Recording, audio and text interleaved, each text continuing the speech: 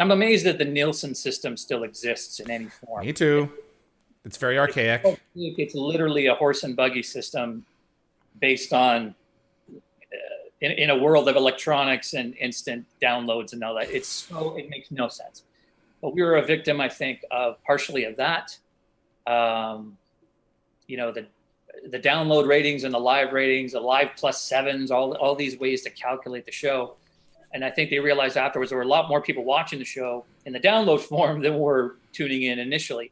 And now when you turn on your TV with Netflix and everything else, Disney Plus, Prime, all that stuff, I mean, that's just the way it is now. And I think if the show had been on now, nobody would blink twice. They would just go, well, yeah, we'll do another season or two because this is how it's done. Yeah, well, they were at this point, you know, we're much more open to taking in those other sources as well. Don't get me wrong, the Nielsen's are still extremely important, archaically so, but at the same time, we've really, I think SGU was developed at a point when a lot of this stuff was crossing over into much more mainstream. You guys did a serialized story much earlier before that was regularly adopted, and the tone of the show was a lot earlier, you know, than what ultimately came later with a lot of other television. People were like, this is awfully dark. And dark, you guys were trailblazers. Yeah, I think, well, I say we. I mean, I didn't write or create the show, but the creators really had a great vision. I loved it. I thought it looked amazing. But back to the ratings before I forget, people forget that traditionally Stargate was on in the summer. Mm-hmm. You know, so those ratings, you were up against, you know, a movie of the week or something. Exactly. We were up against prime time, and prime time, like big shows. And for us to be doing and being pulled in the numbers that we were was actually quite good considering the scenario. But people forget about the scenario. They think, oh yeah, well, your ratings were a lot less. We were up against the prime time show, and we were on a cable channel. So only a fraction of people could get the show, and we were still bringing in those numbers. So there's different ways to look at it. Yeah. And I mean, I'm going to address the elephant in the room here. You know, there was a perception that you had taken from Atlantis. So Atlantis, everyone was, you know, all the Atlantis fans were certainly expecting a season 6, and instead they got a new show with a completely new dynamic, a completely new texture, and it was something that a lot of people had difficulty adjusting to. I agree, and the producers even said to us, to our faces, they said it was a mistake to essentially say, we're going to cancel this show, but here's the new show, basically almost in the same breath. You know, fans needed a chance to digest that and the understand. Timing, especially, they agree that was maybe not the best way to do it, and in retrospect, it probably wasn't. And it didn't help. I don't want to sound like I'm bitching about other people, but there were some pretty substantial and well-known and primary cast members of specifically Atlantis that came out and really kind of kicked us in the teeth out of the gate.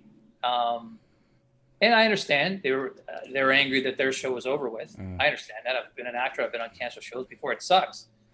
But to attack us about it and almost when fans are already upset and when you're throwing gasoline, cast members start putting gasoline on that fire, it didn't help us. And we knew about it. We heard about it, and we were upset by it. And I mean, there's very specific people that did that, and I'm not going to mention who they are. You probably figure it out. But, you know, we got hired to do a show, and we were proud of the show. And we all worked really, really hard at it, and as did the cast, the rest of the cast, crew, everybody, producers. We all worked really hard. We had James Robbins. Go ahead.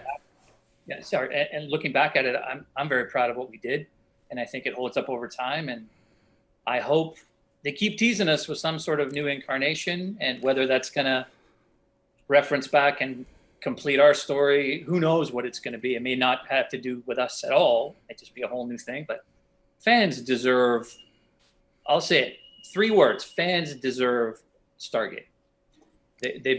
They've gone far too long without it, and come on, guys, MGM, get it together. The fan base is there. What are you waiting for? SG4, man.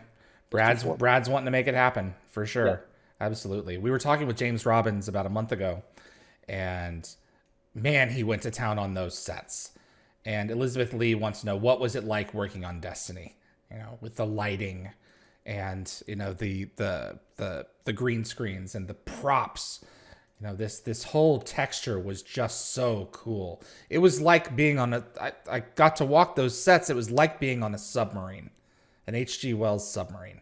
It really was. And it was so realistic that sometimes, they'd call for lunch and everybody would go and they'd say, oh, I forgot something. And I'd go back.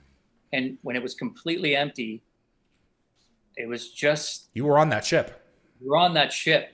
And you could always hear a humming of whether it's the ACs or something. And right.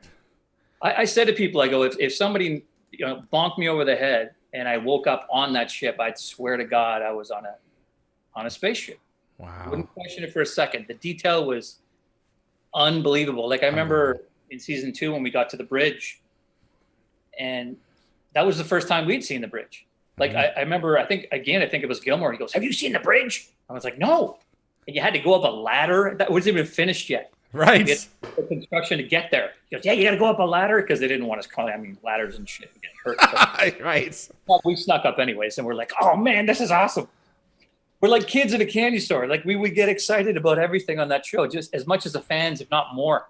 Something new would come up and like, "Man, did you check out the shuttle? We got a shuttle." And then you walk into the shuttle and we're like, "This is the coolest thing ever." And the shuttle door was shared with the bridge, if I'm not mistaken. You had the shuttle on one side, and then you had the door here, and then the bridge was up here, if I'm not mistaken, on the other side. So because the door had to go down because you were on, well, the top of the friggin' ship. So that's right. Yeah. Jeez, what a cool set. It was amazing. So Emily Cheatham, if they were to reboot the franchise, would you want to return, or do you think that they should go off in an entirely new direction? If you could have your way, I would love just as an audience member. Yeah. I mean, I would love to return for personal reasons because I love the show and I love everything about it.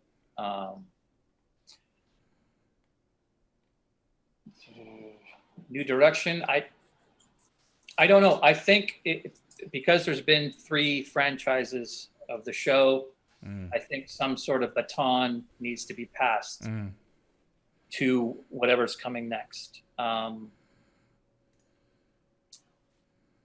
don't know what the answer to that would be. I mean, the selfish me says, okay, wind up the Destiny storyline and right.